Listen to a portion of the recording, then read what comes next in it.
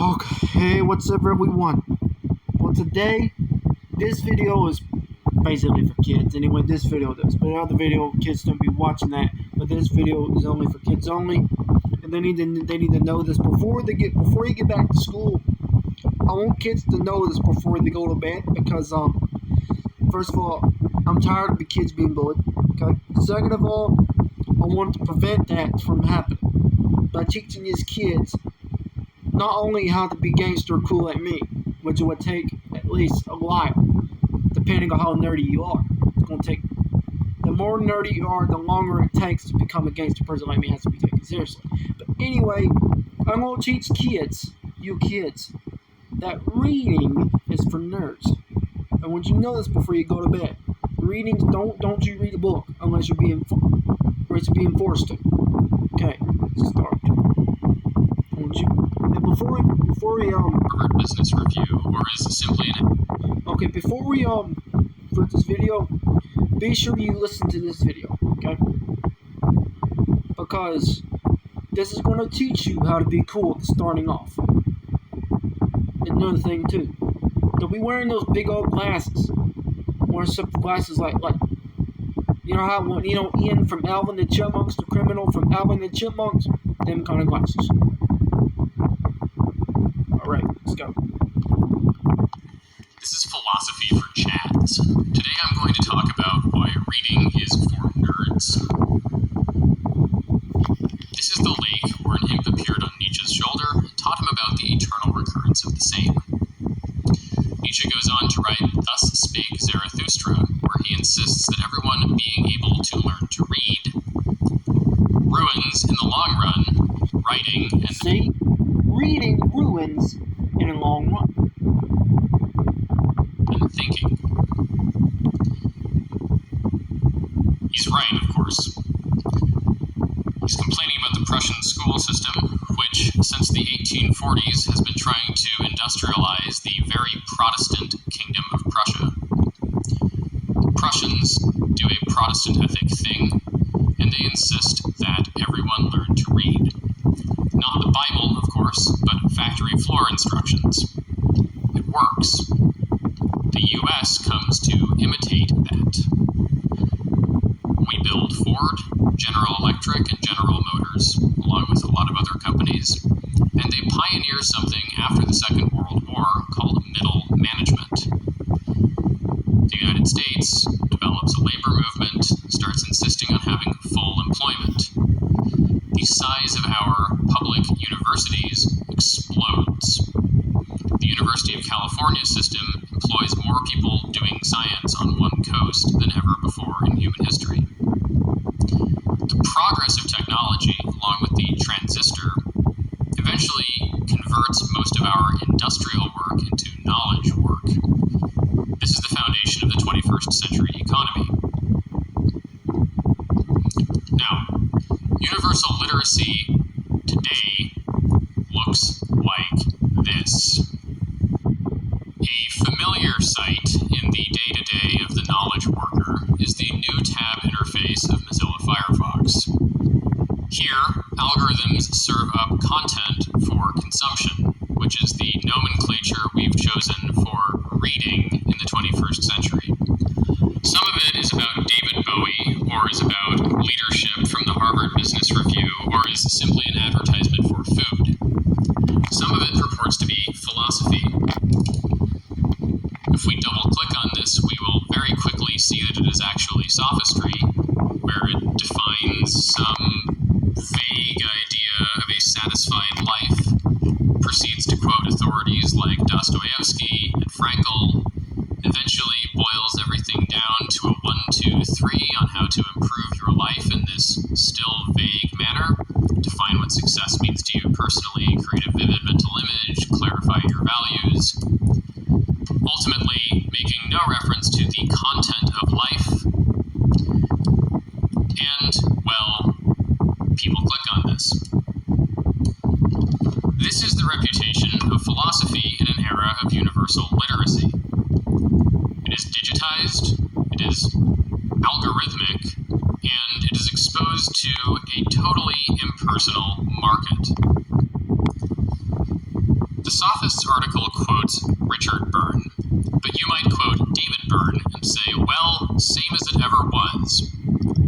If you read the Apology, isn't Socrates being put to death by an Athenian state on the charge that he is a sophist, ruining the youth, and evincing that the reputation of philosophy has been just as bad for 80 generations or more? You would be misreading the Greeks, just like the Germans whom Nietzsche decried.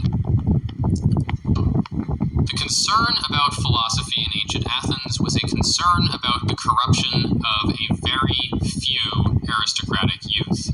Indeed, the many Greeks, even if they were citizens, let alone slaves, could not read. They did not purport to be doing philosophy. The term made no sense to them. Athens was a society ruled by the few, and the massness of the 20th and 21st centuries has desensitized us to exactly how minoritarian these despotic states were.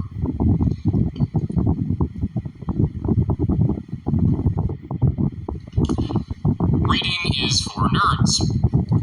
These University of California students, located in Berkeley, the logical conclusion of Western civilization, have a very different idea of its significance than an Athenian youth reading a text in the birthplace of Western civilization. They much prefer data science podcasts. They might use natural language processing technology to give them feedback on the concision of their essays that they write in Microsoft Word. The unprecedented massness of literacy can't be discounted from this change in the role of text, reading, and writing.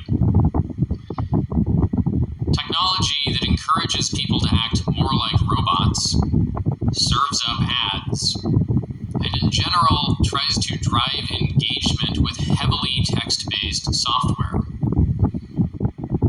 does make one wonder what is the future of conveying and communicating ideas in a meaningful and enlightening manner. The Chad answer is, of course, philosophy podcasting.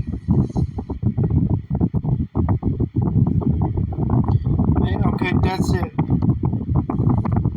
Okay, you learned something from this video?